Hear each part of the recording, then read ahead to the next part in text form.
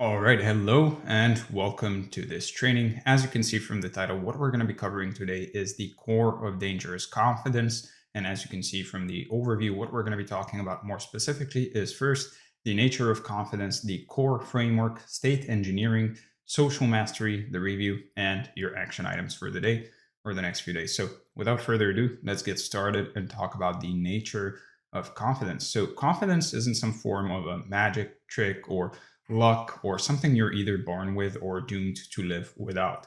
Confidence is really a skill. And honestly, like any skill, it's built brick, by rep, action by action. You see, the people that seem unshakable to you are not really, you know, they're not some kind of different species or anything like that. They've just put in the work to basically wire their nervous system to handle fear, to act in spite of uncertainty, and to build proof for themselves over time. Once you start to see confidence as basically a system that you can build rather than some kind of a mystery that only a chosen few inherit, everything will shift for you and the entire game will change in your favor.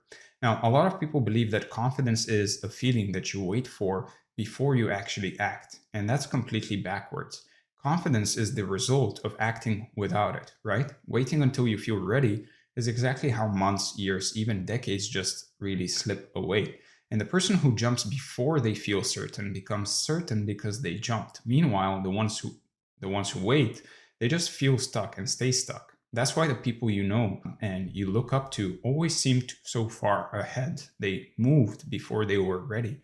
And that movement, those reps, are what created the confidence that you now admire. So once you really get that confidence is built rather than gifted, you realize your focus really has to shift from emotion to execution. And that's where the power is. And the start of the whole confidence problem is really fear, which is fear of judgment, fear of rejection, fear of failure, fear of being seen as, not enough. And listen, these fears are totally normal, but when you don't check them, they basically freeze you right where you stand. And the real damage isn't the fear itself, it's the avoidance it creates. Every time you back away, you basically teach your brain that the fear was valid and that retreat keeps you safe. And that's why really so many people shrink over time instead of expand. They keep reinforcing weakness by basically retreating. Now, fear creates patterns. The more you avoid, the deeper those patterns get, the deeper the ruts get, and the harder it is to really steer out. And that's why your past avoidance shows up today as hesitation. It's literally been trained into you. So the only way to really break that cycle is to interrupt it. Now, that interruption doesn't magically erase fear, but it does prove that fear isn't fatal. And so each time you override avoidance, you basically break that rut and carve a new path, one that teaches your brain that safety lives in action, not retreat. And so if fear is the lock, action is the key, and evidence is the door that it opens. That's the combination. Real confidence doesn't come from hyping yourself up in the mirror for 5 minutes or pretending that you're fearless. It comes from evidence. Every time you face discomfort and win, even in the tiniest ways, you basically log proof that you can handle it, and that proof compounds fast. One rep leads to another, and before you know it, the thing that used to terrify you feels totally normal. And those little wins become receipts in your inner bank account, and every deposit increases your spending power in the world. So you can think of it like keeping score. You don't need to brag to others, but you do need to track your own wins. When your brain starts doubting you, you can now literally point to the receipts and you can say, I've done this before and I can do it again. And that's unshakable because it's actually built on real proof. And the wild part is the more evidence you stack, the less effort every new action takes. And so what once felt terrifying now becomes routine, and what once seemed impossible really becomes just another repetition. So that snowball effect is why confidence often looks like sudden transformation when it's actually slow, steady accumulation, like almost any real achievement. So once you see that evidence is the real source of confidence, you start to understand why repetition matters so much. You can't just build confidence through one-off moments. Doing something once can prove a point, sure, but doing it repeatedly is what really rewires your nervous system. Now, confidence isn't built on big bursts, it's built on rhythm, a steady rhythm that basically reshapes who you are at the core. And if you only act occasionally, fear will keep winning because it's scored more points. But if you keep showing up, then fear starts to lose its grip and confidence takes its place as your default. So you can think of confidence like a muscle you train. You wouldn't expect to really bench 100 kilos or 220 pounds after one gym session, right? So don't expect to feel unstoppable after facing one fear. The reps matter, the sets matter, the daily exposure, that's what grows the muscle. With every rep, you basically stack another brick in your wall of confidence. And over time, that wall becomes so solid that no passing doubt can really knock it down. And that's when people look at you and wonder, how are they so fearless? When in reality, they just don't see the reps, they just see the fortress that you've built brick by brick. And then once you've put those reps, something really powerful starts to shift your sense of who you actually are. So true confidence isn't about really faking it until you make it. It's more so about doing it until you become it. Each rep, each receipt, each moment of courage, it all shifts your self-image. And suddenly you don't see yourself as that timid version from your past, but rather you see yourself as someone who does the hard things. And that shift in identity is what makes confidence sustainable. Because if you only hype yourself up, the feeling will fade. But if your identity changes, the confidence sticks because now it's literally who you are. So when your actions line up with your desired identity, confidence just becomes automatic. You don't need to pump yourself up, you're just being who you believe yourself to be. And identity works like an anchor. Once it's set, storms might rock the boat, but you don't drift very far. And so, sure, you might feel nervous sometimes, but you snap back to center pretty quickly because your anchor holds. Now, identity gives you stability, but something else must make it feel alive, which is energy. Confidence isn't just mental, it's physical too. It's your body, your breath, your tone. All of these little things shape how you feel and how people feel you. And so think about it, a slouched posture, shallow breathing, low energy, all of these create hesitation. But having an upright posture, deep breath, strong tone, that creates a calm confidence. And energy is really about commanding your body to support your mind so they reinforce each other instead of fighting. And when you carry that energy, people feel it before you can even speak. It's basically silent confidence that radiates certainty. And the cool thing is, energy can actually be engineered. Quick movements, sharper breaths, even just speaking louder can flip your nervous system from anxious to alert. And when you activate your body, you literally hack your psychology. So when you understand that confidence is really built through courage, ownership, repetition, and evidence, you're now standing on solid ground. You've got a system that you can actually follow. And what comes next is where it all starts to click. You get a clear framework to shape your behavior, stack proof, and become the kind of person who radiates confidence naturally. Because this is where we break it down to its core, the simple but powerful model that holds the keys to mastering the entire process. So let's talk about the core framework. Now, the core framework basically distills confidence into 4 pillars that honestly anyone can apply: courage, ownership, repetition, and evidence. These 4 are the practical levers you can pull every single day. Think of them like the 4 corners of a foundation. If one is weak, the whole thing will wobble. But when all 4 of them are solid, you stand unshakable, no matter what tries to knock you over. So confidence always begins with courage, because without courage, you never even take the first step. And listen, courage isn't the absence of fear or some kind of fearlessness. It's the decision to act even while it's there in your chest. Every single breakthrough in confidence starts right there, in that moment where your hands might be shaking, but you still do it anyway. And you don't wait for fear to leave, you just move while it's screaming in your ear. And that tiny act of defiance, right there, that's the seed of every confident identity you'll ever build. And so the way you actually build courage is by exposing yourself over and over to the things that trigger fear. It sounds pretty simple, but that's how it works. Like if starting conversations terrifies you, the path isn't really avoiding them, it's stacking them one by one until your nervous system adapts. Exposure shrinks fear in direct proportion to how often you lean into it. See, courage isn't about huge cinematic gestures, it's about normalization. That first cold call might feel like death. The 5th feels survivable. The 50th feels totally normal and almost feels like a game. The act doesn't change, but your internal response does, because your body now recognizes it as safe. And here's the cool part. Courage in one area spills over into others. Because once you've trained yourself to speak up in meetings, for example, it suddenly becomes easier to ask for what you want in relationships or try a new skill at the gym. Courage compounds across domains, and that's what makes it such a powerful entry point.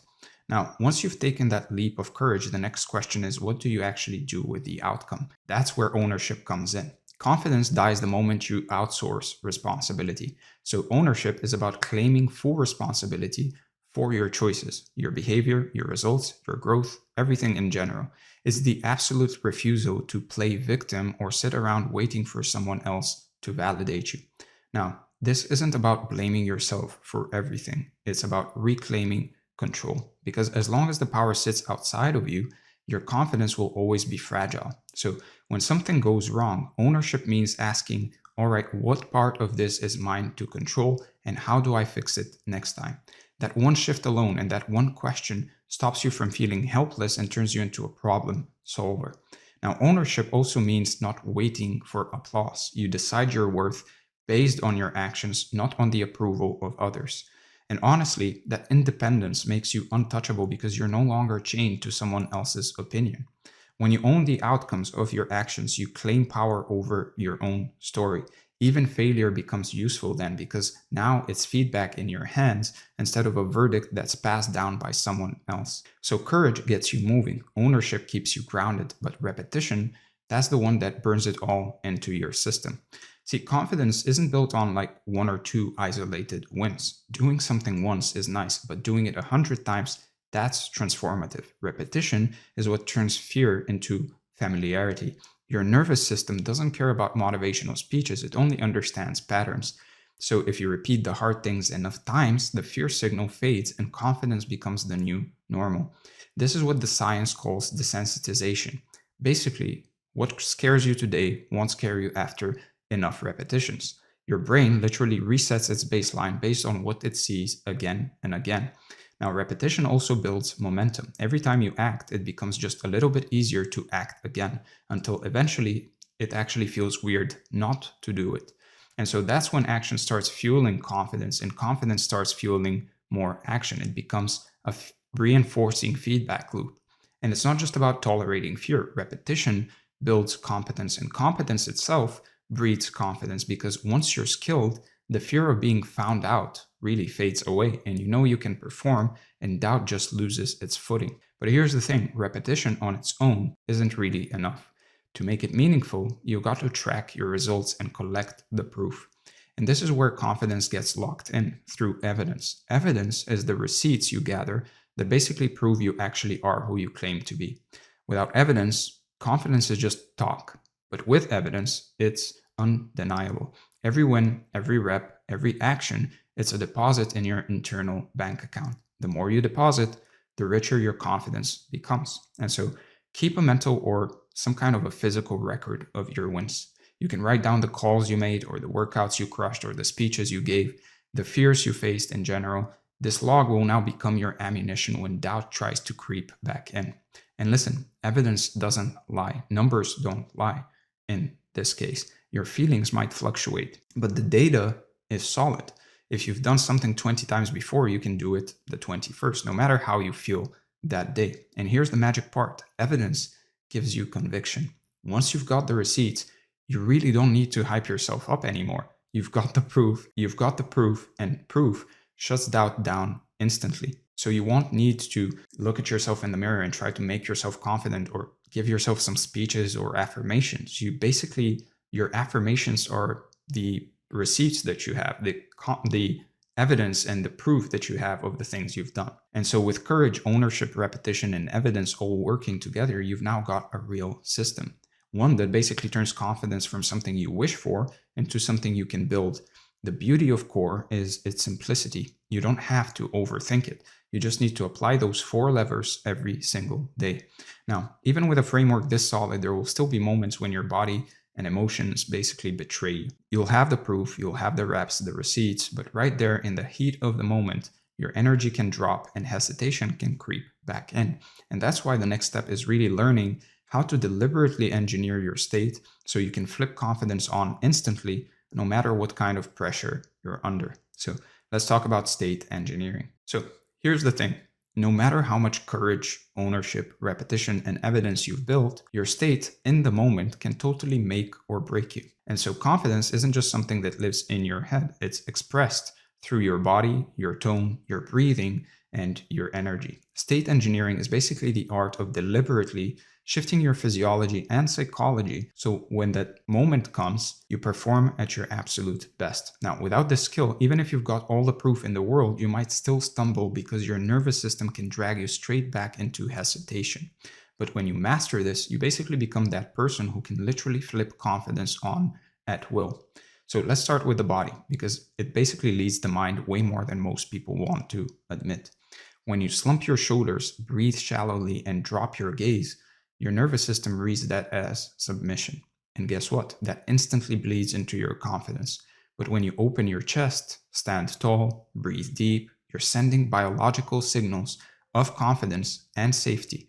And that shift doesn't just change how other people see you, it literally changes how you yourself feel. And so your breath is your first switch. Slow, controlled breathing calms your system while sharp, deep inhales wake it up. You can use either depending on the state you need, like before a high pressure conversation, 2 minutes of deep belly breathing can actually steady your nerves. Before a sales call or a big pitch, 3 sharp inhales and strong exhales can flip you into a more alert state very quickly. So another tip here is posture. Stand or sit like you own the room.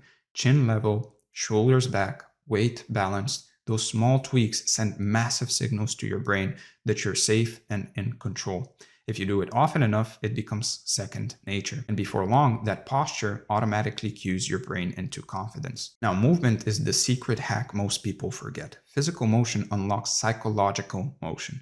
When you feel frozen, shake your body out, pace the room, do push-ups, anything. Movement interrupts paralysis and injects energy.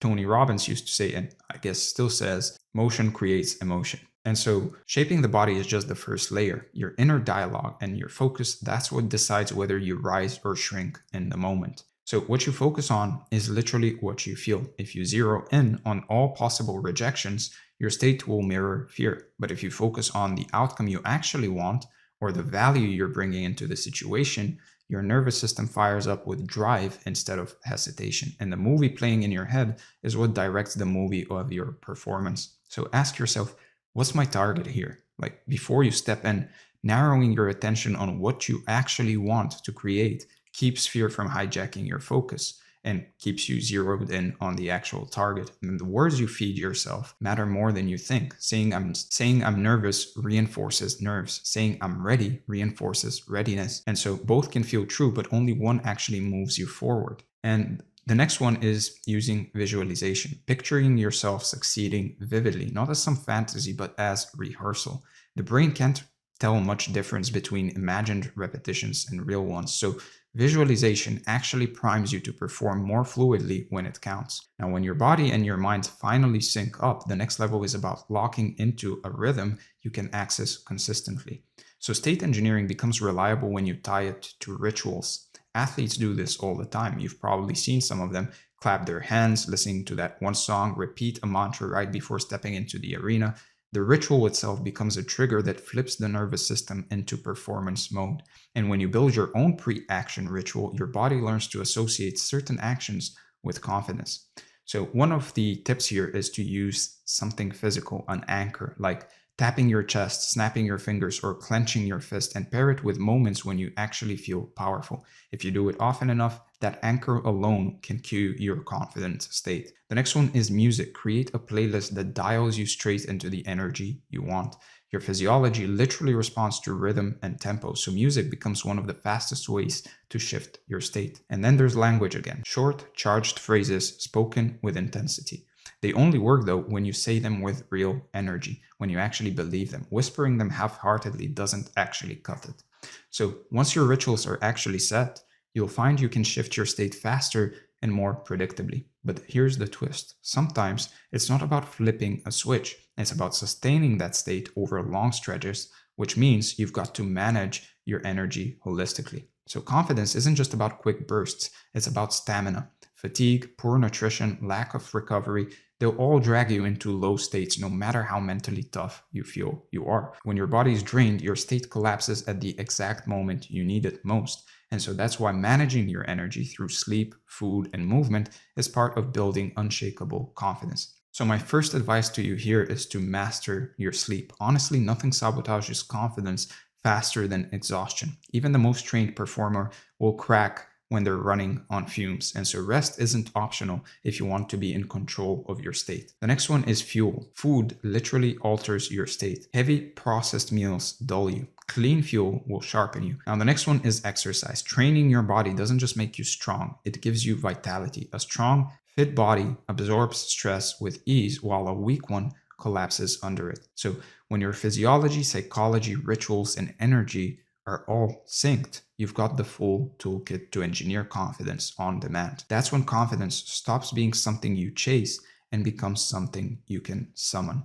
Now, with that ability to command your state, the next evolution is really bringing that energy into the room with people. Confidence doesn't just live in your body or your mind, it shows up in how you connect, communicate, and carry yourself socially. And that's where we move into social mastery, where inner certainty transforms into outward influence. So let's talk about social mastery. Here's where it all comes together. Confidence that never leaves your head is incomplete. Real confidence, the kind that sticks, gets tested and proven in front of people. Social mastery is about translating that inner certainty into outward influence. It's the skill of walking into a room and owning it, but without arrogance. It's about speaking clearly without trying too hard and connecting with people in a way that commands respect naturally. And without this layer, confidence just becomes self-contained bravado. It folds under pressure, but with it, confidence becomes magnetic. So you know how people decide how to treat you within seconds of meeting you? That decision happens long before you even open your mouth. Presence speaks before you do. And so it's your posture, your eye contact, your energy. If you stand small, eyes down, shoulders caved in, people will assume smallness. But if you hold yourself upright, look people in the eye, and move with intention, they read strength. They respond not to your words first, but to your signals. One of the best tips here is using eye contact. Eye contact is such a simple but insanely powerful signal. Holding it calmly without darting away tells people you're actually secure. Breaking it too soon signals insecurity. So you don't have to stare anyone down, but just linger long enough to show you're not hiding. And then there's your voice, the tone, the pace, the volume. If you're speaking too fast or too soft, that can scream nervousness. If a steady pace and a clear tone, that projects composure. So you don't need to fake authority. Just slow down, breathe, and let your clarity do the work. Now, once your presence sets the tone, the next level is connection. Confidence isn't really about bulldozing people. It's about building rapport while staying solid in your own frame. People are drawn to those who listen as much as they speak, who validate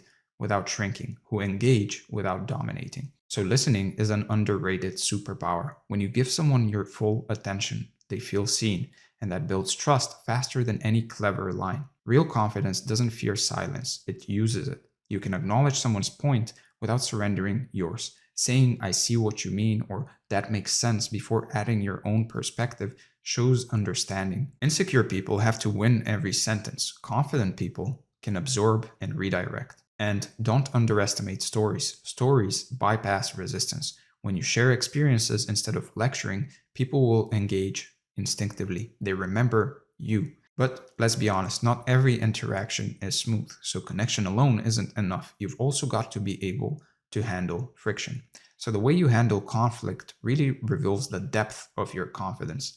The insecure either explode or collapse. The confident stay calm. They assert boundaries. They hold composure. Conflict is inevitable, but it doesn't have to shake you. When you can disagree without losing your center, people recognize your authority instantly. Now, your boundaries are drawn in tone, in posture, and in clarity. Saying "that doesn't work for me" with a calm firmness is way more powerful than shouting. Boundaries don't need volume, they need conviction. And listen, the ability to stay calm while someone's trying to rattle you is rare and shows strength. When you don't react, their power dissolves, and you don't have to outshout them. You just have to outlast them. Now, beyond conflict, this is where your confidence really shines, in your ability to lead interactions instead of following them passively. Now, social mastery is leadership in micro form. It's being able to steer conversations, set the tone, and move people emotionally. You don't need some kind of a title to lead. You just need certainty expressed through your behavior. People naturally gravitate towards the one who carries certainty because certainty reduces their uncertainty. So leaders initiate, they start conversations, they make introductions, they break the ice. Waiting for someone else to act just sends one message: passivity. Initiating sends the opposite one: authority. Every interaction has a frame. It's like an unspoken set of rules that basically decide how things will unfold. The confident one sets the frame. For example, if you enter a meeting with a clear agenda, you instantly become the driver. If you show up waiting to be told what's happening, you're a passenger. And so, just to be clear, influence isn't manipulation, it's alignment. Confident people lead others towards outcomes that benefit everyone because they believe they can move people without forcing them. Now, leadership builds authority, but real social mastery lives in the details, the small, consistent behaviors that quietly broadcast certainty over time. Now, small, repeated social behaviors are what reinforce confidence long term. Dramatic gestures might catch attention, but habits build reputation. And so, greeting people by name, or giving them a firm handshake, or making eye contact when you enter a room, pausing before you speak, these are all micro signals that stack up over time. So, they may seem minor, but together they create an aura of steadiness and reliability that people feel immediately. And they're the invisible threads of your social presence and the reason people describe you as confident without even realizing it's these habits that are shaping their perception. So one of them is remembering and using someone's name. It's such a small thing, but it's very rare. It shows you're actually there, paying attention, and that you value that person enough to actually remember them. And saying someone's name gives them that subtle hit of recognition, and over time, those moments stack up into genuine rapport. Another one is pauses, their power in disguise. When you pause on purpose, it shows you're not afraid of silence, and it forces people to lean in. The insecure ramble to fill up space. The confident let silence do part of the talking. And that makes every word you speak land heavier because you're not rushing. And the next one is consistency. Confidence doesn't come from random highlights. It comes from your rhythm, being punctual, following through, showing up the same way every time. All of that builds predictability, and predictability breeds trust. Over time, people don't even question your confidence anymore because it's proven through consistency. You don't have to explain it. And when you master presence, connection, conflict, leadership, and those subtle habits, your confidence evolves. It moves from internal to external, from private to public. People don't just sense your confidence anymore, they experience it in every interaction. But here's the real full circle moment. True mastery doesn't stop with others. It doesn't even stop with the domains you've conquered. The most powerful confidence isn't built on applause or titles. It's built on the way you see yourself when no one's actually watching. When the room's empty and the noise is gone, that's when you find out what kind of confidence you've really built. If you can look at yourself and trust that person fully, that's the confidence no one can actually take away. That's the kind that carries you through every single season of your life. So with that being said, let's go over the review. We talked about the nature of confidence, the core framework, state engineering, social mastery, the review, and your action items for the day or the next few days. First, starting today, engineer your confidence on purpose. Don't wait for motivation, create it. Before every meaningful interaction or challenge, take 90 seconds to breathe, adjust your posture, and set your focus. That simple act trains your nervous system to associate preparation with performance. And if you do it enough times, your confidence stops being random. It becomes a reflex. Now, the next one is to apply. Don't overthink this. Use the core framework every single day. Pick one area that scares you and run it through the sequence. Courage to act, ownership of outcome, repetition of behavior, evidence of progress. Track it, write down what you did, how it felt,